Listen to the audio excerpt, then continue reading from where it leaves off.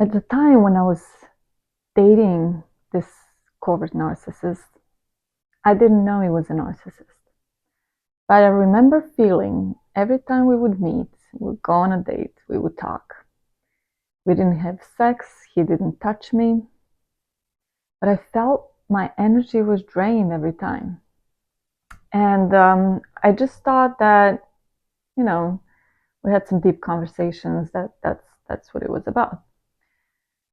Um, it's only later on when we have broken off and I have been completely pulled my energy back that it clicked in my head what actually was going on.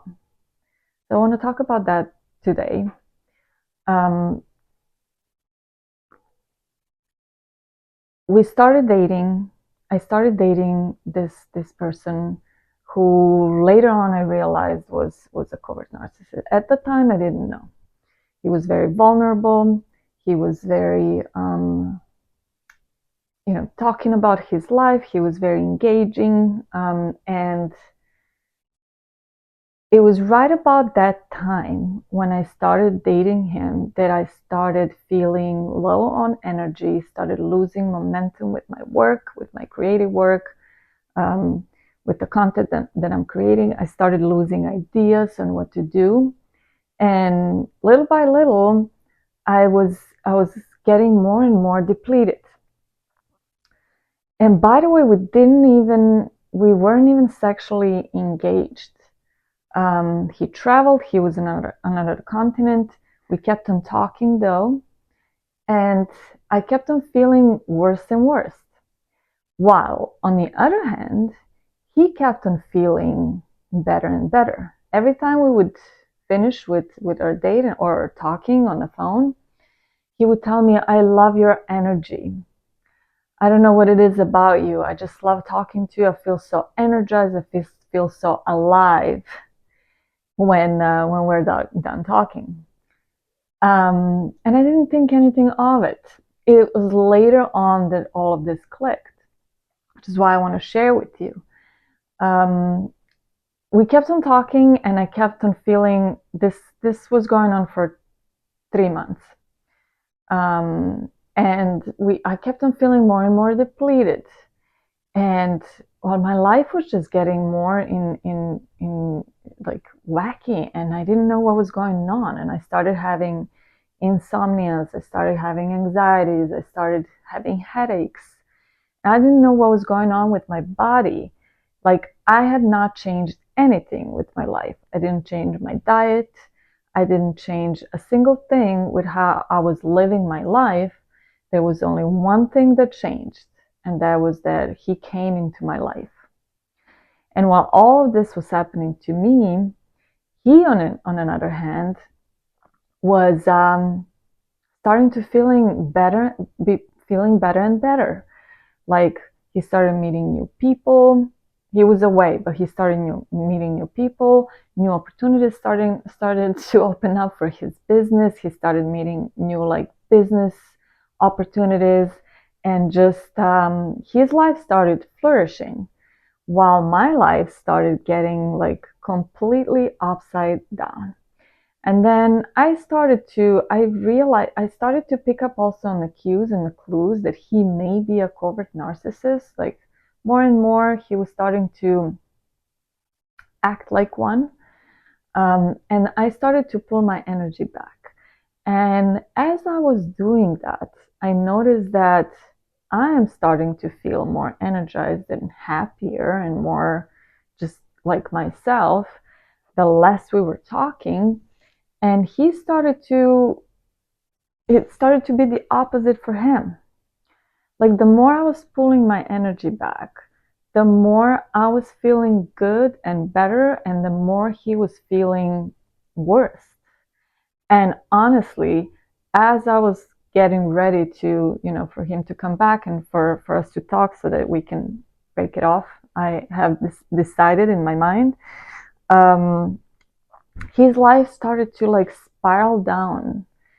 He started to have all of these legal issues with his work, and um, issues with his business partners and issues in his family and issues with his kids, and like all kinds of issues started piling up for him, while me, on the other hand, I started to regain my power back and my energy back and my life back. I mean, when I tell you it was so bad that I didn't know what was going on with me, that I started going to doctors to figure out what it is with me, because like um I just had no idea what was going on. And I thought there's must be something, some health issue or something. And of course it wasn't. I did not know that at the time. So he comes back and we break it off. And let me tell you, love, within 2 days, not even the full 2 days, I get my energy back, my life back, my inspiration back, my creativity back. Like everything starts coming back for me. While his life just kept on going like spiraling out of control into the worse and worse. And here's what I want to talk about. And this is why this is so important. You, as an empath, you have a gift. It is a God's given gift, and that is your empathy and your energy. You don't have to sleep with someone. You don't have to argue with someone. You don't have to do any of that. For a low vibrational being, and it doesn't even have to be a narcissist or a toxic person, a simple low vibrational, low frequency being can sap your energy just by being in your presence, just by talking to you. You don't have to speak, you don't have to do anything. But so there was no sex involved, there was no arguments involved, it was just us talking, okay? But during those conversations, as all the toxic people and narcissists do, they get you into this confusion state where you then hang up the phone and then you keep on thinking, well, why would he say that and why this? And your mind just goes into overdrive. That is leakage of energy as well. So you could be you could be leaking your energy without even knowing, just by being in the presence of someone who is a very low vibrational being that is sapping your energy in different ways. It could be through your thoughts, you're thinking about them, that is, you're focusing your energy and your thoughts on them. That is, it's taking away your energy. You looking at them, you focusing your energy, your aura on them.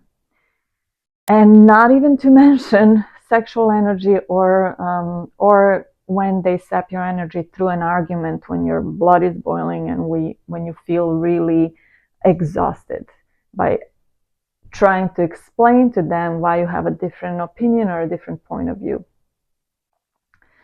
So by your mere existence as an empath, you have this beautiful energy and aura that these low vibrational beings do not have and cannot have on their own. So they need you. They need you for the source of energy. And again, you could be thinking, oh, well, we just went on a date. It was just a dinner, or it was just a 30-minute phone call. But during that phone call, they have sapped your energy by talking to you, by engaging with you, by you focusing on them, whether it's your thoughts or your speech or your actions or simply your presence and your aura. So energy exchange is real. It is real. It didn't take me long to figure out this was a covert narcissist. It didn't have to be a sexual exchange. It didn't have to be going through crazy arguments and rages, which is what covert narcissists don't do anyways. But that's how little it took for him to sap my energy and to keep feeding off of my energy. And while his life was getting completely changed and to better, my life and my energy, my life source was getting drained. And I didn't even know how and what was happening until it switched. And now I'm back into my energy field and I'm back to myself. um, Nothing changed. Again, I didn't change my diet. I didn't change any of the lifestyle. He is out of my life. That's what's changed. So, my love, please be careful. You have a God-given gift. It's you have it for a purpose. You have a higher purpose on this planet to share your gift with others, to share your presence with others, to share your aura with others who you can help on this path, on their life path.